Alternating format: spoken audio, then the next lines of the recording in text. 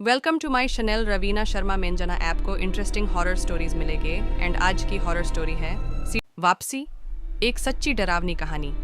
साल 2018। रोहित एक स्वतंत्र लेखक था जो उत्तराखंड के एक शांत और सुरम्य गांव कालीघाट में रिसर्च के लिए आया था।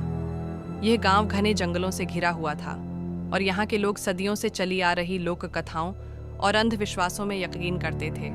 रोहित इन कहानियों को अपनी अगली किताब के लिए इकट्ठा कर रहा था, पर उसे नहीं पता था कि इस बार वह जिस कहानी की तलाश में था वह खुद उसकी जिंदगी की सबसे डरावनी हकीकत बन जाएगी। रोहित गांव के बाहर एक पुराने लेकिन मजबूत दिखने वाले मकान में ठहरा था, जो कभी एक ब्रिटिश अफसर का निवास स्थान था। गांव के बुजुर्गों ने उसे चेताया था कि उस मकान में रात 12 बजे के बाद कोई आवाज़ सुनी तो जवाब मत देना, चाहे कुछ भी हो जाए। रोहित हंसकर टाल गया।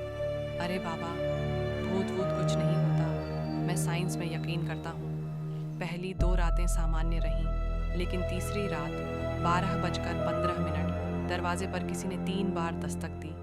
ठक ठक ठक। उसने बाहर झांका, कोई नहीं था। फिर हल्की हल्की सीटी जैसी आवाज़ें सुनाई दीं, जैसे कोई जंगल से उसे बुला रहा हो।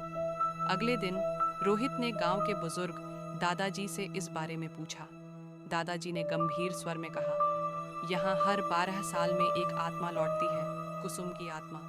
उसे 1942 में अंग्रेज़ों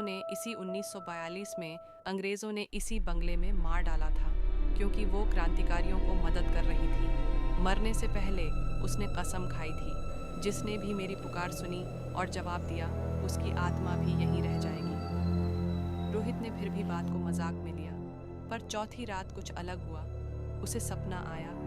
एक लड़की सफ़ेद साड़ी में, उलझे बाल और आंखों से खून टपकाते हुए कह रही थी, मैं लौट आई हूँ, अब तुम भी यहीं रहोगे, हमेशा के लिए। उस रात बंगले की सभी खिड़कियां अपने आप खुल गईं। हवा नहीं थी, फिर भी पर्दे उड़ने लगे। दीवारों पर खून से लिखा था, वापसी। रोहित डर कर भागा, लेकिन दरवाज़ा बंद हो गया। बाहर से नहीं, अंदर से। तभी अचानक बत्ती गुल हो गई और ज़मीन से आवाज़ आई, तूने जवाब दिया, अब तू मेरा है।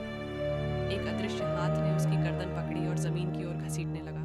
उसने पूरी ताकत से खुद को छुड़ाया और बेहोश हो गया। सुबह गांव वालों ने उसे जंगल के बीच बेहोश पाया, लेकिन अब वह पहले जैसा नहीं था। वह चुप रहता, किसी से बात नहीं करता। उसकी आंखें हमेशा लाल रहती और हर 12 साल बाद अब वह भी उसी बंगले में दस्तक देने जाता है। ठक ठक ठक। जिसे भी वह आवाज सुनाई देती है, वह उसकी अगली कहानी बन जाता है। क्या तुमने भी कभी आधी रात को किसी ने दरवाजे पर दस्तक दी सुनी है? अगर हाँ, तो अगली बार जवाब देने से पहले 2 बार सोचना। ये कहानी पसंद आई तो और नए स्टोरीज के लिए चैनल को सब्सक्राइब कर लें एंड वीडियो को लाइक शेयर करें। Thanks for watching.